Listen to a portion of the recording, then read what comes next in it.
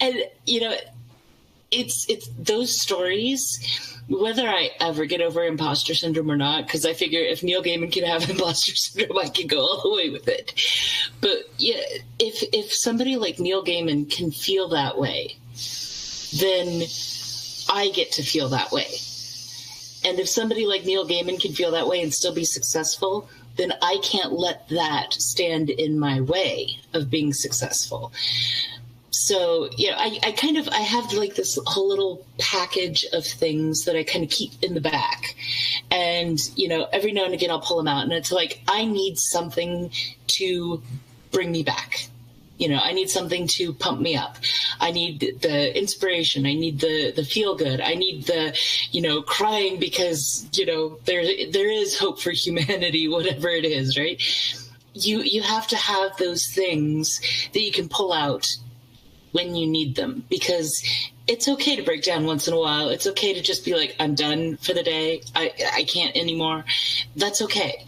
But you also need a way to get over that so it doesn't turn into a week or a month or a year or 10 years or your entire life. And then you've never written that book and that now you're dying. You don't want to end up like that. You need to have that thing that will pull you back and remind you that even if for some ungodly reason, even if it's only worth it to yourself, it's still worth it. I think that needs to be your first reader, yourself. With Neil Gaiman, with the imposter syndrome, this is what I was saying earlier. Allow yourself to step away for a short bit, as Sarah was saying. Now, here's what I will tell you. Keep writing. You can skip a day. Don't skip 2 days. Go write something the next day, even if it's just, I don't know what to write. Unless you're on vacation, you can take your vacation.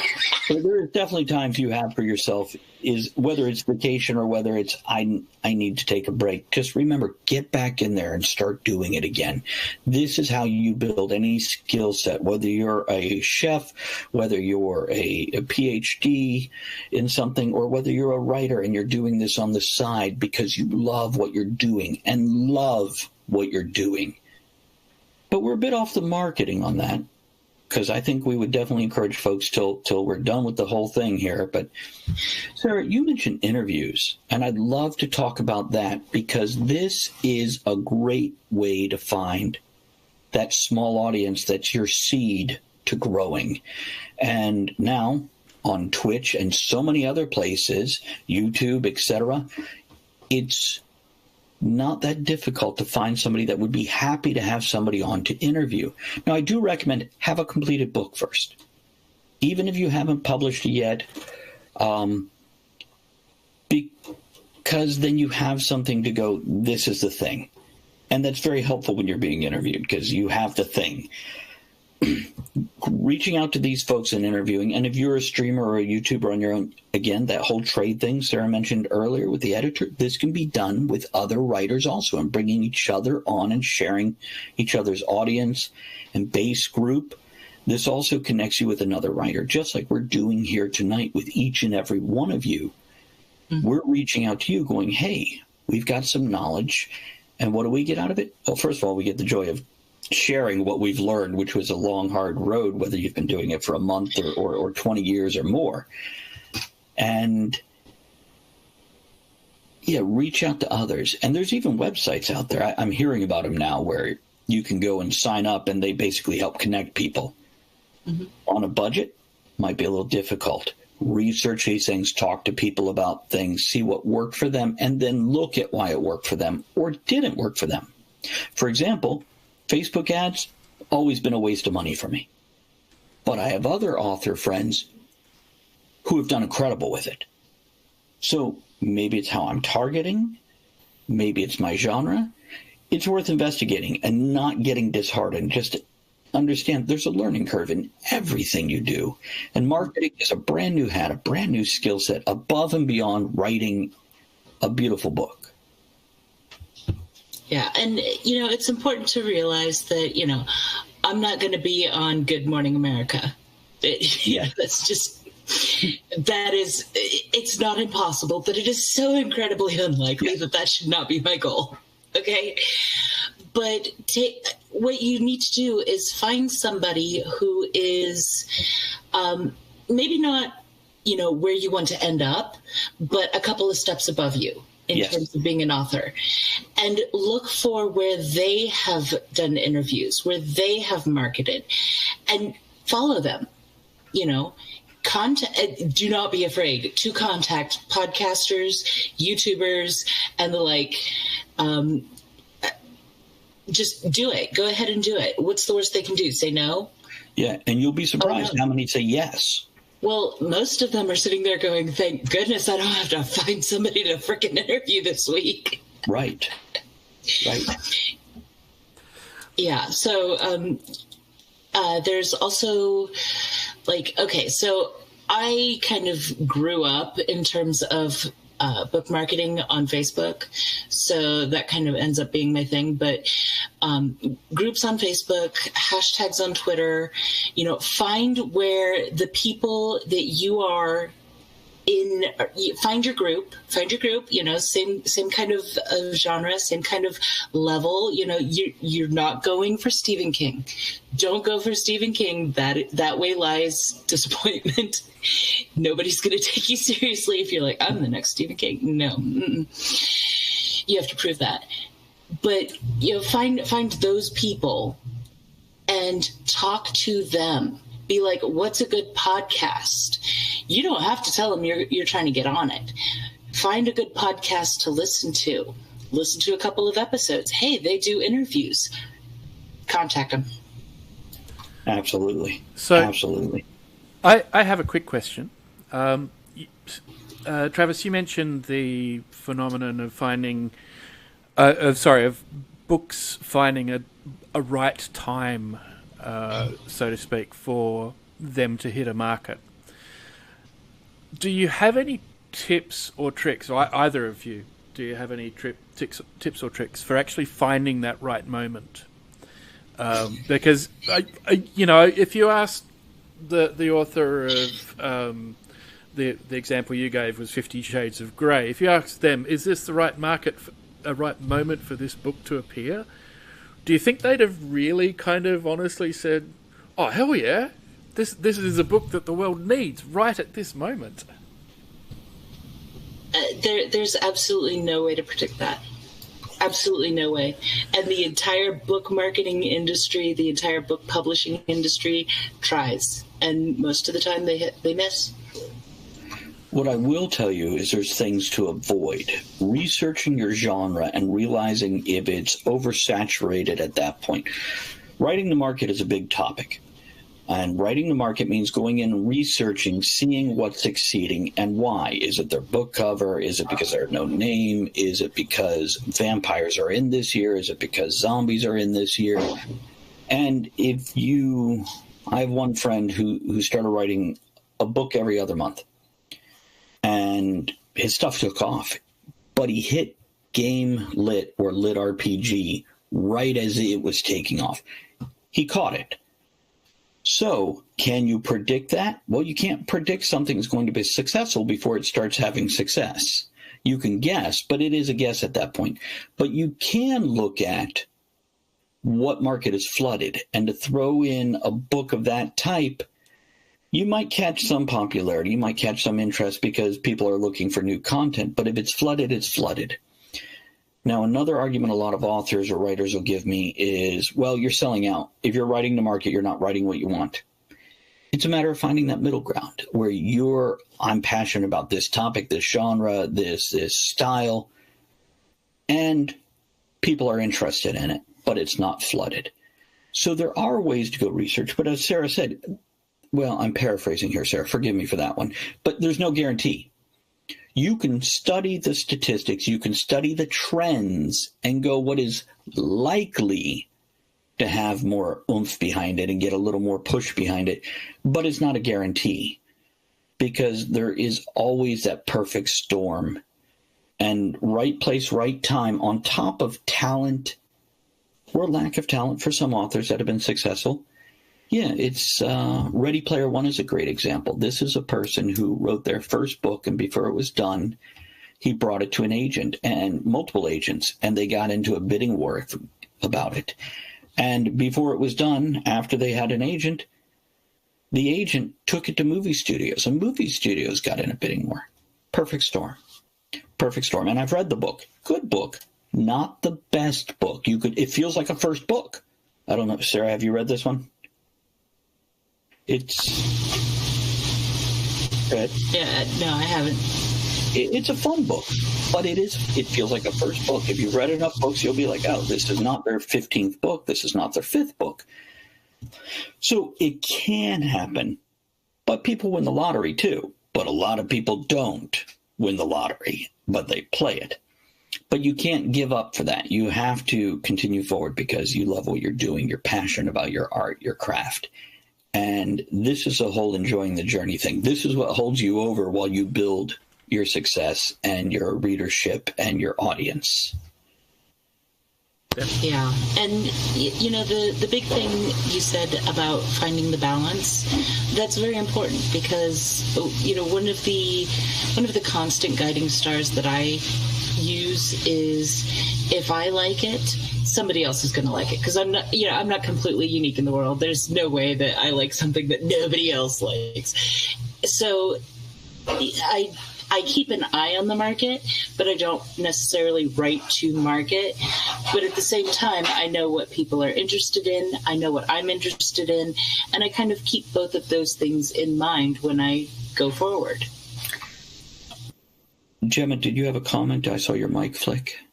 I did have one very quick comment just to say with Suzanne Collins and the Hunger Games stuff, I actually think that was fairly predictable that took off because of the degree to which the audience that bought it was disaffected by hypercapitalism, by all the things we're seeing in the world right now. And I think it was kind of a canny choice to publish that series at that time. But I also think, you know, that I suspect you're probably right in that there are a lot of unknowns, and like you can if you're connected to a particular generation and a particular audience, then yes, you might be able to kind of find a way to get that take off. But yeah, we actually have 2 other questions in queue. The first of those is, I'm great at talking to people in person, but making bad online connections. Bad at making online connections. In this world of social media that we live in, what would be your advice in making those online connections? Great question. Sarah, do you want to start? Do video. If you're better talking, then, you know, get yourself in front of a camera. You know, if you can get a partner where, you know, you're like talking to somebody like this kind of situation, you know, I can look at Travis and Gemma and be like, hey, I'm talking to these people. You know, it's more conversational. It's like that.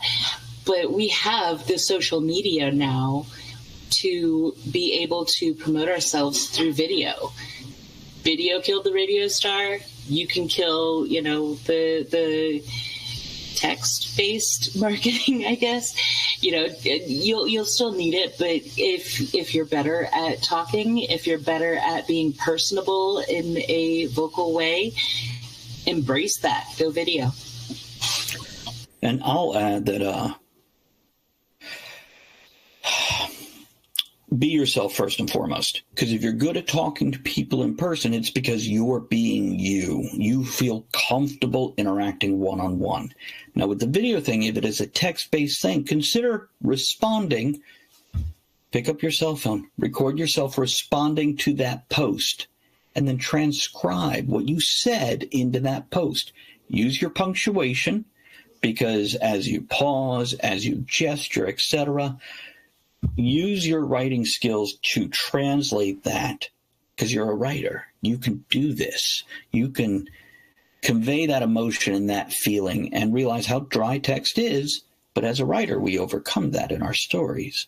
And we can do that within limits via social media, because we don't need to put up a 5-page reply to everything somebody sends. Cool. That's a great response. And I think another thing I would mention, especially having been on the Streaming 101 panel earlier today, is Twitch streaming or TikTok. Those sorts of things are a great way to actually show people who you are and to connect with you as a person. And feeding into that comment about looking at video as a way of connecting with people, I can think of few platforms as powerful as Twitch for that particular sort of engagement, although I would also mention that Facebook now has its own streaming service, and there are others out there that are starting to emerge. So keep an eye out for that, figure out where your audience is, and go get them. The other question we have in queue is, if you have a published work, do you think doing an author visit at a small library, rural or suburban, is worth the time? Absolutely. Sarah, do you want to expand on that, and I'll jump in afterwards? As somebody who has done that, it is an excellent, almost completely free way to market your book. There are quite a few libraries where they have book fair days. And I know of 2 libraries that I visited on a regular basis that, they'd have 30 authors come in, set up tables, and sell books. That's what they did. They promoted it for us, and people actually sold books. So, it was literally gas money for me to go there. And, especially if you can look somebody in the eye and say, I live right down the street and you can buy my book. that has way more appeal than you could possibly imagine. So yeah, it's totally worth it. All it could possibly cost you is some gas money and some time. A lot of people are looking for community and going to your local library or small bookstore or local coffee shop. I have one friend that has kind of a retro oddity shop that will host authors there. Joining that local community, going, I live in your neighborhood, or, 50 miles away, whatever. The library, first and foremost, is going to be excited about this. So absolutely approach them. And your local people, human beings seek community. It's a natural thing. So when you show up in your community going, I live here, some people buy your book just because of that. And hopefully they'll read it and then seek out more of your work. So it's absolutely worth that time. Definitely. That is, in my opinion, even if you only see 5 or 50 people that day, that is more valuable than shouting into the void of Twitter or a lot of other social medias. One of the other places that I went to on a regular basis is I joined a local authors guild, and we essentially collectively had tables at a few cons and then at the state fair. And you would be amazed how many people are like, wait, there are people from the state who are writers and publishing now? And we're like, yeah. And they're like, oh my God. It's weird. Just the fact that we live in the same kind of collective makes them more interested in the books. So use it. If we don't have another comment or question, I'd love to flick back to something that we were talking about earlier. Gemma, do you have something else, or can I go ahead? No, by all means. Okay. I'm going to pop up a couple of chat messages just to highlight some things people have been saying, but by all means, carry on. Very good. When it comes to writing to market, if you just love a genre or a topic that's flooded with the market and you don't feel like writing to anything else, write that book anyway and then put it away. Things trend, especially with something that's big and popular. Apocalyptic, vampires, zombies are 3 things that come to mind. A lot of your dystopian young adult, that's kind of faded, but give it 5 years, give it 10 years. That may come back. And if that book is in you, write that book. And if you publish it now, when that trend hits, figure out how to market it when the trend hits and catch that wave, or sit on it, clean it up, and then when that trend hits again, look at it again, because your skill level will have changed and you'll do a full rewrite. You won't even like, oh, I need to clean it. No, you will rewrite it, because I don't know about you, Sarah, but myself, every couple of years, I'm like, oh, my old stuff, I'm doing so much better now. And it's... The funny thing is, we still have to sell those books. Those books that we wrote a couple of years ago that were like, oh, God, what was I thinking? We still have to sell those. We do. And we look at them and we go, oh, maybe I should take them down. Maybe we shouldn't. And again, go pick out that ever popular author that did great with something that you know you wrote better than them. So there's a value to it. Oh, the thing is, I absolutely love reading. Okay, I don't love it, but the old dime store books, you could get like from the 60s, 70s, 80s, even into the 90s, you could find these books. These were traditionally published books. And if you read them, you're like, this book has never seen an editor. I can guarantee that. And it's fabulous and it's hilarious. And sometimes I'm just like, oh my God, if this person got published, surely I can. Absolutely. There's some big name authors that I've read, and when going back and rereading, I'm like, wow, no, I put together a tighter story or a more interesting character or whatever, versus that author that had this level of success that all my nerd friends when growing up, we knew this author, we read this author. So don't give up on yourself is the bottom line. Great advice. Now, Sarah, before this, you mentioned you listed a handful of topics here that we can cover. Do you have another one on your list there? I'm looking at the list. Okay, so, and there goes my washing machine. I'm doing laundry because I have underwear. That's right. And I have cats. So between the two of us, we've covered all this stuff. Yay.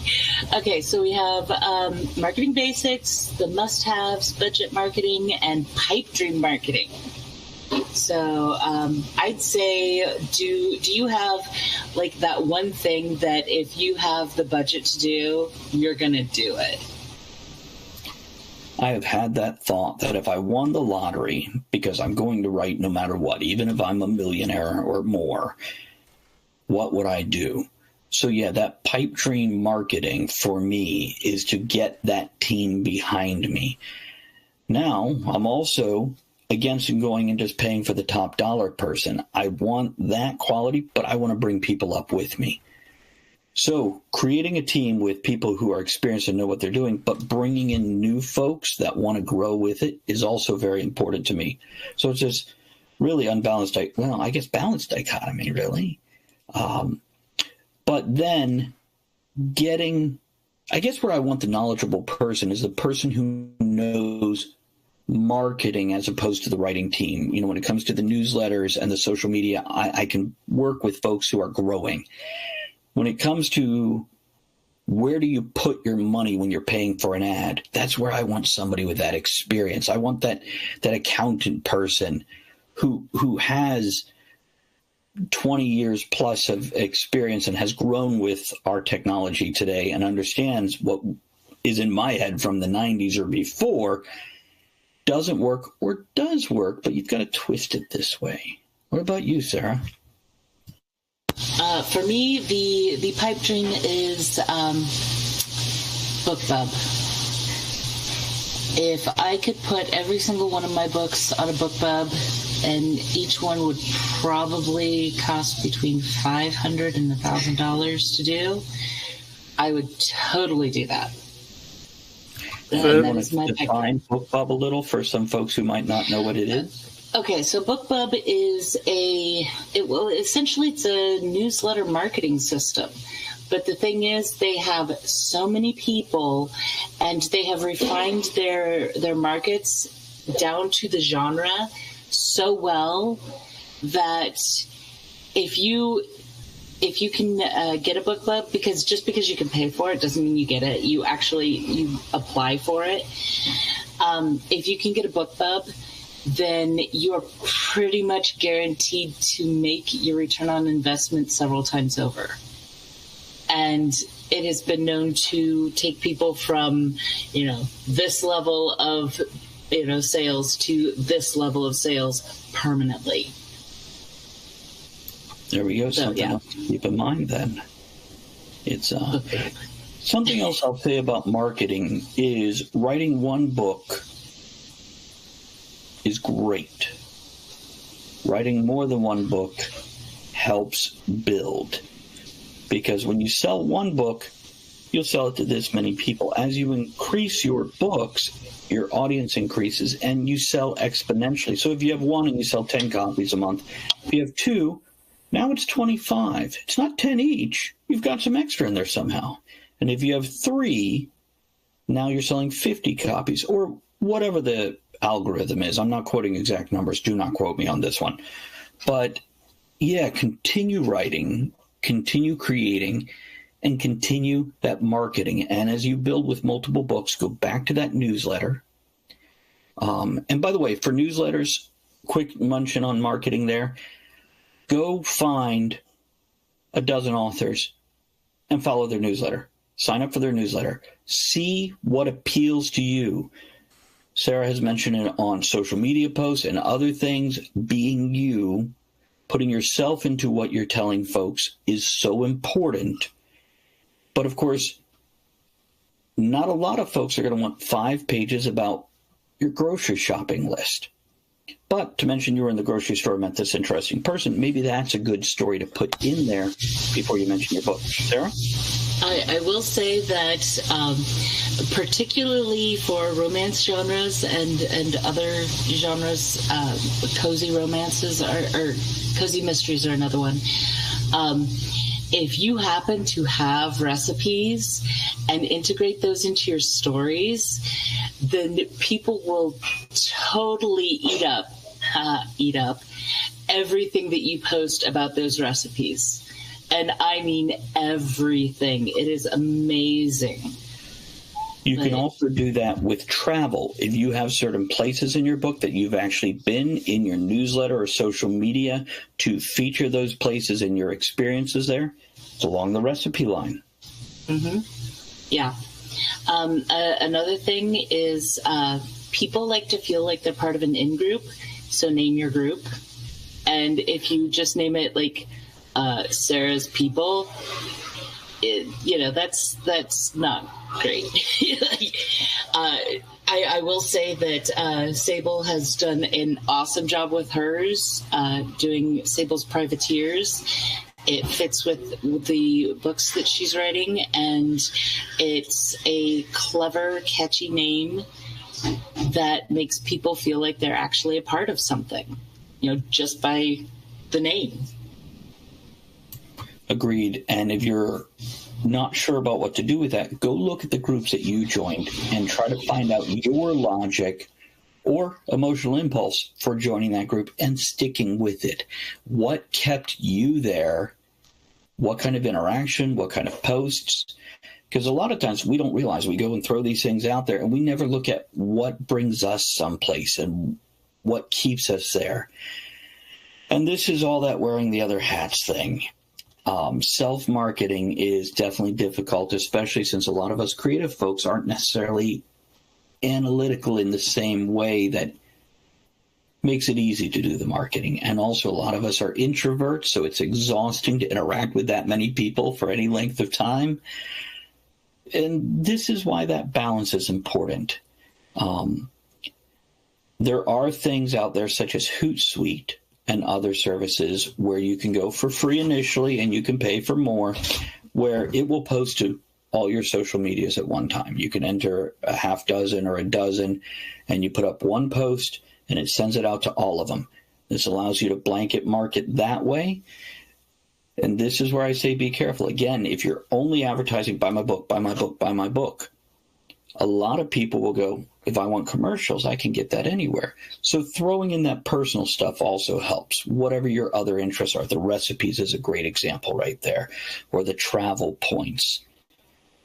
And make sure on any social media you're responding to anybody that goes and posts. If they're taking the time to say, love it, make sure you take the time to go, thank you, or I really appreciate that. What you love about it, that sort of thing. Good. Okay, so weirdest thing about my newsletters, because, people are always like, oh, newsletters don't do anything. Newsletters don't do anything. I started asking people questions in my newsletters. And more importantly, I gave them a link by which they can respond. Now, okay, so I send to 3,000 people and I get like 5 or 10 responses. But people are responding. Like, people literally send me an email. Yeah, for my summer vacation, this is what I'm doing. I hope you do, enjoy your summer. Because I was like, hey, what are you doing for the summer? This is what I'm doing for the summer. It's weird what people want to answer. Like, people want to share things with you, and there's really no reason you can't give them the opportunity to do so. Because the thing is, you have now asked a question, they respond, and you say, hey, that sounds great. I can't wait to hear more. Or maybe you can tell me about it. Or, something like that. You've just created a connection. You've created it. They think you're their best friend now. They will do anything for you. Okay, maybe not that far, but pretty creating close. a super fan is a lost art, and that's how you start it, by just answering, just replying, just interacting, sometimes just following back.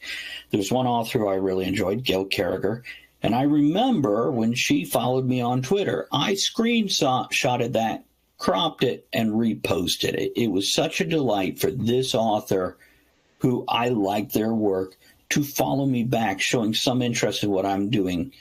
Even though she may or may not have ever read any of my posts at all, it happened, and I was pleased. So creating that super fan by just interacting, just doing what you would do if you were standing behind somebody in line anywhere and having that 30-second conversation. It really helps build. Yeah. One thing I will say as a quick warning about that, though, parasocial relationships can go to dangerous places. I think we've all heard of, if not seen, the movie that Stephen King wrote on that theme. I'm trying to remember the name of the movie. Misery, that's the one. But that's increasingly becoming a thing on Twitch and Facebook, on those sorts of things. So don't be afraid to draw boundaries, folks. It's really important that you actually are able to do that when something gets a little too intense. Be able to say, look, I'm here to sell my book. I really like interacting with my fans, but there's a point where my life is my life and I just need to be me and do my thing. So I'd strongly recommend keeping an awareness of that, especially if you're streaming in online places, that sort of thing. But yeah, we have one final question, and I think if you can answer this, then we'll all get rich very quickly indeed. But the question is, how do you get your book in front of the right audience? I mean, I would guess that knowing what the right audience is would be a start. Yeah, that would be the problem, actually. How do you get your book in front of the right audience? You get your book in front of as many audiences as possible and hope one of them is the right one. This also stems back to where we started. This circles back to the beginning of our conversation here. And if you're saying I'm writing sci-fi, it's a huge audience. This is where you're going to, as Sarah just said. On the other hand, if you're writing steampunk romance horror, now you have a very small niche audience, and that might be easier to focus in on. But yeah, first and foremost, know what audience you're aiming for, and know what audience will like your book. Because sometimes what you're aiming for is not the people that you realize will like what you're writing or want to read what you're writing. So it is quite often trial and error until you have that base built.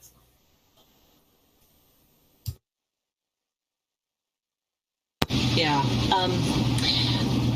There was, oh, yes.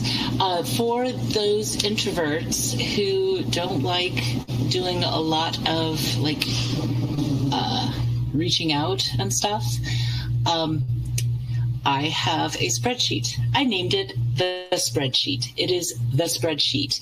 It is everything that I need for my books. Every single bio that I will need is on that spreadsheet. I don't write a bio every time. I copy paste it. I don't write the little blurb for my books every time. I copy paste it. I have everything, it's all there. The little blurb that I would put with my Twitch, my Twitch URL, follow me on Twitch, whatever.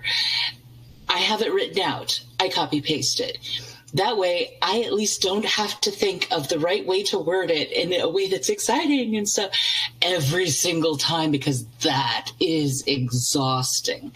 If I'm doing a review, like I have a book coming out, I'm looking for reviews. I got my list of bloggers. Yes, you can find those online, by the way. I have a list of bloggers. I create a template for people, for the email that I'm sending out, because most of them are looking for the same information. I just have to trim it down to be specific. I don't have to do all of that work every time. I don't have to think about the word phrasing. I don't have to, because if you're like me, you sit there and you go, yeah, but does that sound right? But what if they read it like this? You don't have to do that every time. You decide on the right one, you go forward with it. You don't have to do it every time. Make those shortcuts for yourself. Keep it simple. If you don't have to show people that you're, thinking on your feet every time, then don't do it. Don't put in that kind of emotional energy every time. You'll wear yourself out. Yeah, when marketing is exhaustive and exhausting, having these pre-prepared things, and it might have been what you put out from your last book or your last project, and it's reworded slightly. It's a Mad Libs of advertising, and you want to change it up a little bit, so they're like, wait a minute, the only thing different here is the title. But yeah, having these things, and when you put something out on social media, if you're getting a good response, go look at it and put it into your own spreadsheet. Keep that around for the next time, and realize you only have to change a handful of things in it to make it brand new and apply to the next thing, and save yourself that mental exhaustion of marketing. And bonus, you become consistent across all of your marketing. And consistency cannot be underrated, because, repetition is literally how you sell books. Repetition and familiarity. But the more people see the exact same thing, the more they kind of want it. Right. Seriously.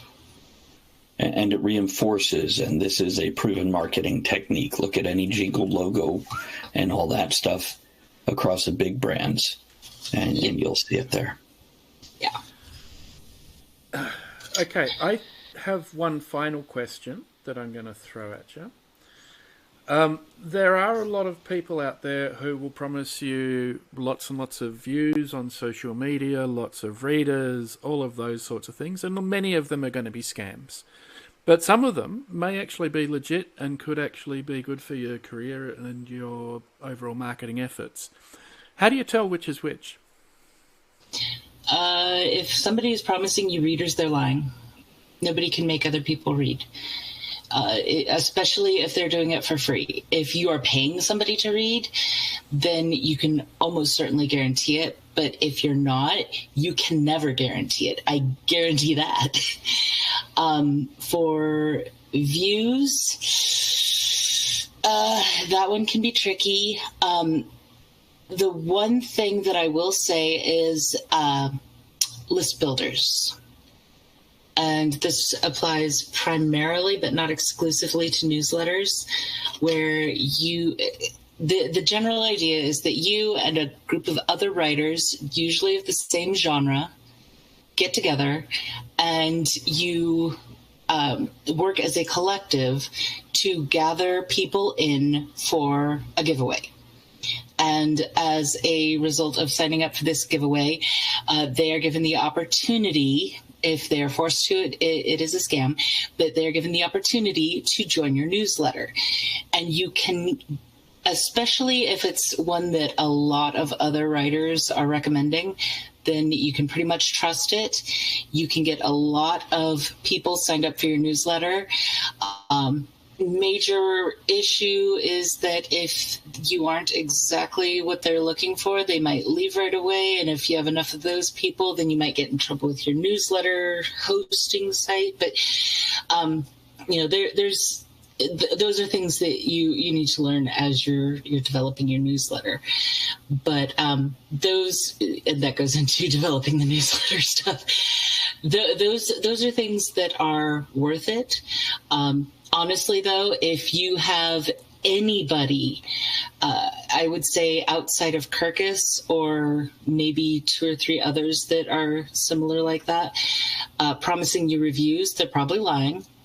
Most people cannot afford to pay people to read and review your book, and that is the only way to guarantee that thing. There's a few places where they have really good results at encouraging people to leave reviews, but they will be very explicit in saying that they don't guarantee results. So, 90% of anybody guaranteeing anything like that is going to be a scam. I don't think I have much to add to that, so I'll just leave it there. Okay. All right. Well, we're getting pretty close to an hour in from when we actually got started with the session. So, last comments. Are there any final words of wisdom to give our audience and our fellow writers? I would have to say, just keep in mind that you can either be a writer as a profession or a writer as a hobbyist. If you're going to be a writer as a profession, you're also going to be marketing, period. End of story. Cool. Thank you. I'll say, remember to take those breaks when you need them. It takes a lot of energy to write a book. It takes a lot of energy to market a book. It takes a lot of energy to do all these things, and allow yourself that even the ocean has tides that come and go. You're allowed those too. Don't be too hard on yourself if you have to take a break. Yeah, self-care. Cool. Well, thank you both. This has been a really fascinating panel, and you've clearly both done a lot of really good work in this area, and I really appreciate your perspectives. And I'm sure everyone else does here as well. Thank you all to the audience for hanging in with us while we got the stream set up. Thank you for those who provided questions. Folks, as a quick reminder, this is the last panel of today's streams, but we will be back tomorrow or later today, depending on where you're at. And we look forward to having you all back. If you have any questions to our panelists, please do feel free to jump into the Discord rooms that I think it's the Discord panel room, Sable? Or actually, you can probably answer this, Sarah. We are in room 1. Yeah. So it's okay for people to jump into panel 1 chat with questions for in your own time responses, yeah? Cool. Or just, tag us in, specifically. Yeah. And of course, you can follow both of our lovely panelists. Sarah is at https://twitch.tv Author Goddess. Actually, let me just hang on. Author Goddess, and Travis, you're on Twitch as well, using the Travis I think you're muted there. Yeah, I muted myself. Sorry about that. Yes, twitch.tv/Travis Tavern Talk. Twitch. Oh, and don't you have a new podcast? Me? Yes. I have 2 podcasts that come out every week. I'm up to 60 episodes on A Right Night and then Talk of the Tavern, which is not writer-oriented, just a little more relaxed and fun. Cool. And those come out every week, and they're on, well, pretty much all the services. Nice.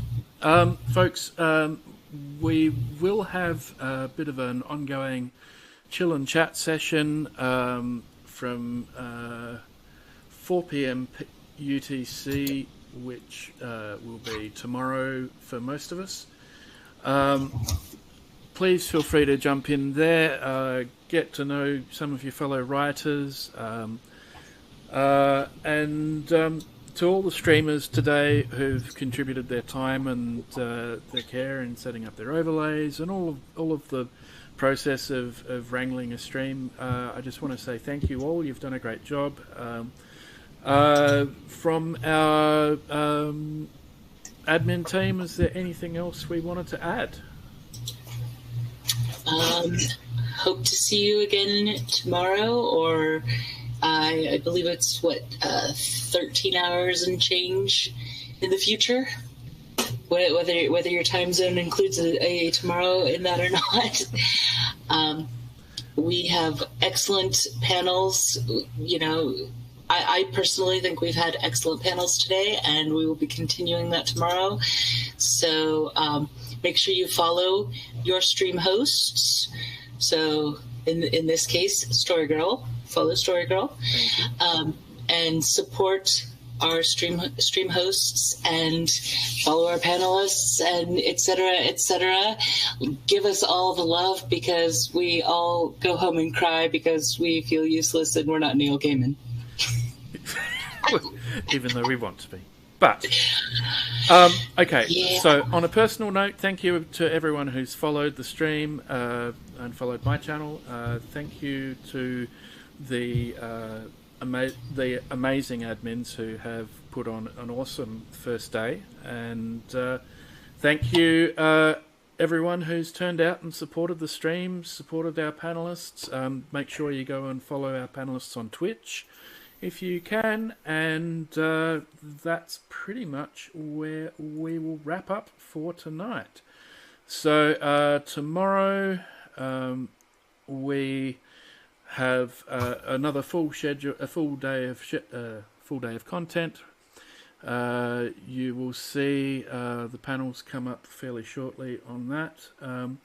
If you've got any final questions about any of the content, please make sure that you jump into the Discord rooms and make sure that you get your questions out there, because we all want to have our questions answered. And I guess at that point, we will leave you all tomorrow. Oh, sorry. Go. Really quick, I would like to point out that one of the first panels that we have going on tomorrow is Finding Your Online Community, which is pretty directly related to what we've been talking about here. Cool. Awesome. Well, thank you all. We will wind up the stream at that point. But if you do have any questions, like I said, please feel free to jump in to the Discord and start engaging with these incredible panelists and writers and the amazing admin team. Please make sure you go and thank them for all their incredible efforts to get this whole program together. And we will catch you next time. Thank you, Gemma. Thank you, Sarah. Thank you for everybody who joined in. Thank you. It's been an excellent discussion. Thanks, Sarah.